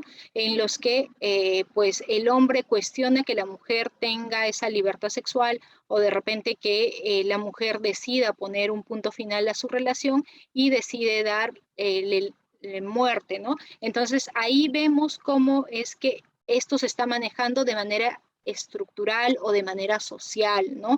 Mientras que si una mujer es engañada, no es usual que la mujer reaccione dándole la muerte al varón porque no considera de que el varón sea de repente de su propiedad o de su posesión o que el varón no pueda tener derecho a rehacer su vida. Esto independientemente de los conflictos que puedan haber internamente, ¿no? Pero no es usual que la mujer reaccione de esa manera privándole la vida al porque socialmente no se le ha metido esa especie de chip en la cabeza de que debe de reaccionar así frente al comportamiento del varón. Más por el contrario, ¿no?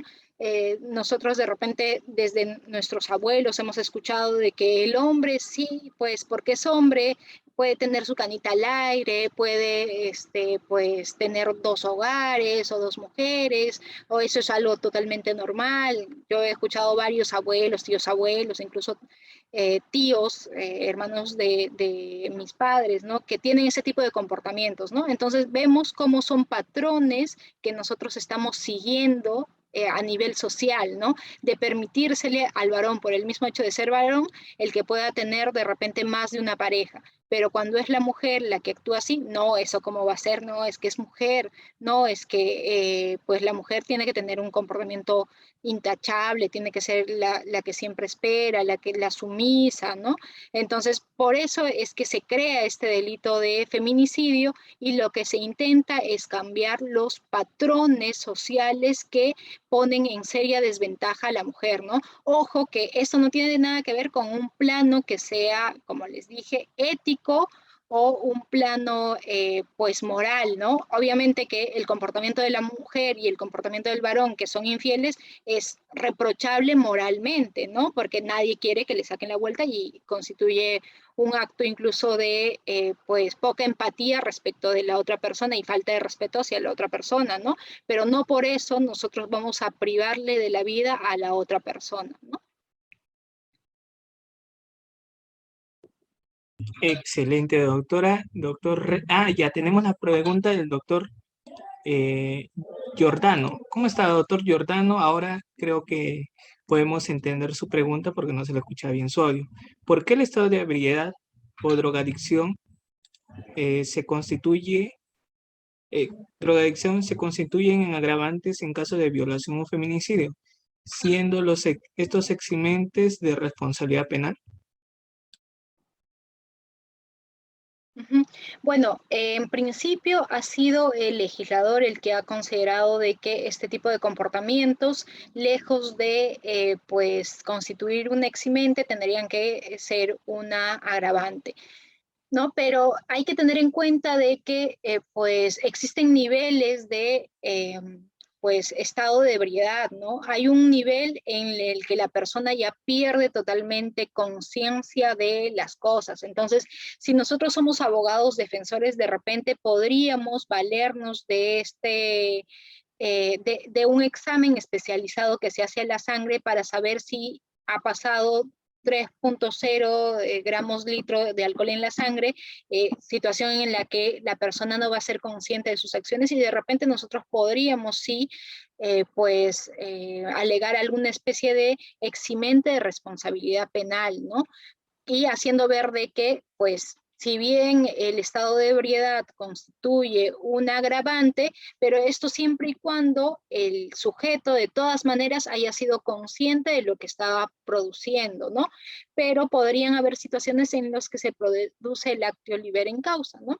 Que es el caso en el que la persona pues adrede se pone en un estado de ebriedad para después alegar que no era consciente de sus actos, ¿no? Entonces todo va a depender del caso en concreto para que nosotros podamos determinar si es que nos encontramos frente a este supuesto que el propio agente se ha puesto en un estado de ebriedad y haciendo ver de que no tenía conciencia de sus actos, pero sin embargo estaba pues ya premeditando la acción de quitarle la vida o privarle la vida a la mujer, ¿no?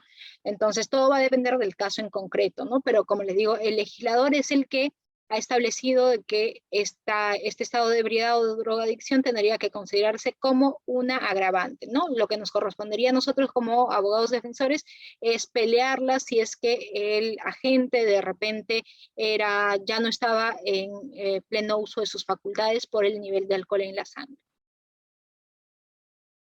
Excelente, doctora. Tenemos 2 preguntas más y culminamos.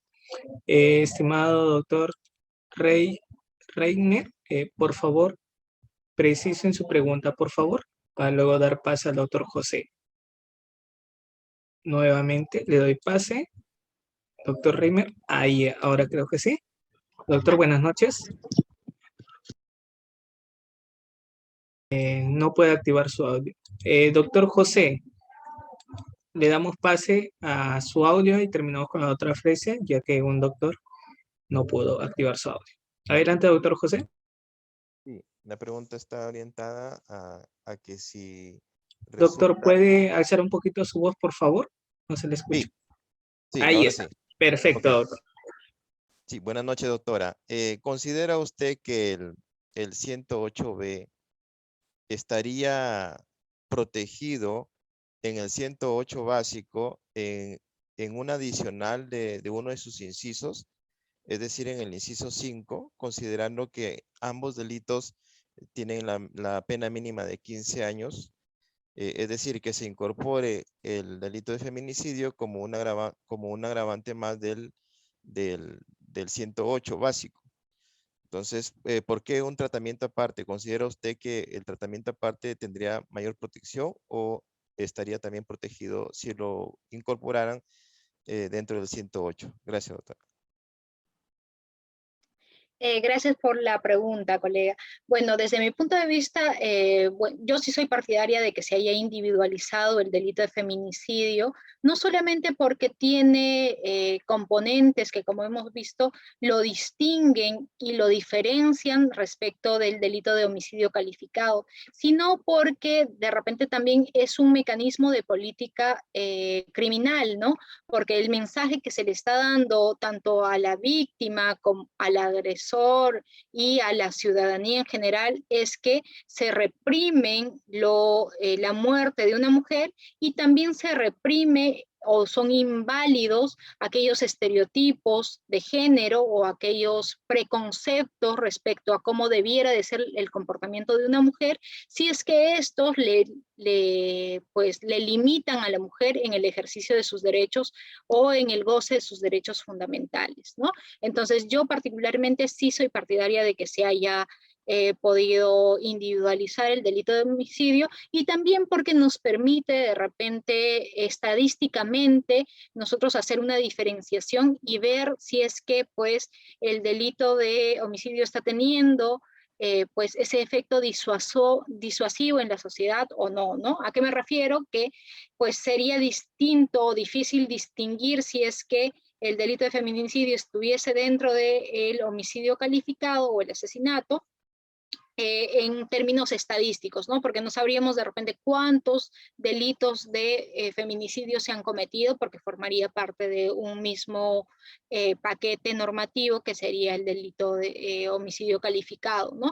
Entonces, el saber cuántos feminicidios se están cometiendo actualmente nos permite ver si es que la norma está teniendo efectos disuasivos o no, y de repente reforzar en la prevención de esos delitos a través de educación u otro tipo de pues, mecanismos. Ahora, recuerdo que uno de los cuestionamientos que se le hacía al delito de feminicidio es que finalmente el derecho penal no iba a cambiar los patrones de conducta que tenían varones y mujeres respecto al los temas machistas, ¿no? Entonces, pues lo que podría yo responder es que si bien no pueden cambiar, y esto necesariamente va a tener que ir pues de la mano con educación sobre todo, pues no por eso se legitimaba que se extrajese el delito de feminicidio del sistema jurídico. Por ejemplo, piénsese en los delitos de corrupción. No porque existan delitos de corrupción, la corrupción ha bajado, ¿no? Entonces el delito de corrupción no está siendo de repente o no está cumpliendo el papel disuasivo pues de que las personas, los funcionarios públicos no cometan los delitos de corrupción de funcionarios. Y pese a ello, no existen voces que digan, no, es innecesario los delitos de corrupción porque la gente sigue cometiendo delitos de corrupción, ¿no? No sucede así, ¿no? Entonces, de todas maneras, todo tiene que ir aparejado en la educación que nosotros debemos de impartir en el hogar, en los colegios, a nivel social, etcétera, ¿no? Campañas de repente a nivel general que hagan ver de que existen ciertos estereotipos que pues lesionan los derechos de las mujeres y que hacen que las mujeres no podamos desenvolvernos como quisiéramos desenvolvernos a lo largo de nuestra vida.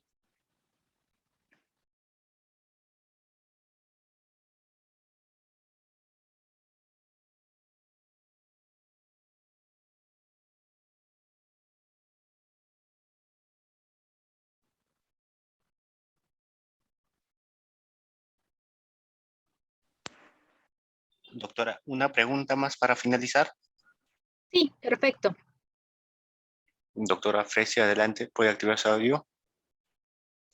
Buenas noches, doctora. Buenas noches con todos. Yo tengo unas preguntas puntuales nada más. ¿Usted, a criterio propio, considera que en vez de, en el tipo penal, establecerse la expresión por su condición de tal, debería reemplazarse por el incumplimiento de los estereotipos o roles de género y añadir a eso también el tema de la misoginia, ya que el feminicidio nace por el acuñamiento de Diana Roussel, ¿no? Que acuñó esta palabra. ¿Y cuál cree que sería el papel del enfoque de género para el análisis de este delito? Gracias por la pregunta. Bueno, yo sí estoy de acuerdo en el término de por su condición de tal, porque, como bien lo dije, engloba varios aspectos, ¿no? No solamente el incumplimiento de estereotipos de género, sino también podrían haber situaciones aisladas en los que existe, sí, pues un hombre que odia a las mujeres y comete de repente asesinatos en serie, ¿no? Entonces yo sí estoy de acuerdo, y sobre todo porque este concepto de por su condición de tal se encuentra aparejado a la ley 30.364 y a su reglamento, ¿no? Porque ahí se establece en uno de los artículos que se trata de dar una definición a qué se entiende aquella agresión o aquella violencia contra la mujer por su condición de tal, ¿no? Y ahí nos dice que efectivamente es cualquier tipo de agresión, violencia, daño, perjuicio que se le cause a la mujer y que esta violencia esté sustentada en cuestiones de desigualdad estructural que ha tenido a lo largo del tiempo, ¿no? Entonces, como vemos, esta fórmula que usa el legislador de su condición de tal se encuentra o tiene una base también en normas extrapenales a las cuales nosotros nos podríamos remitir para su mejor interpretación, ¿no?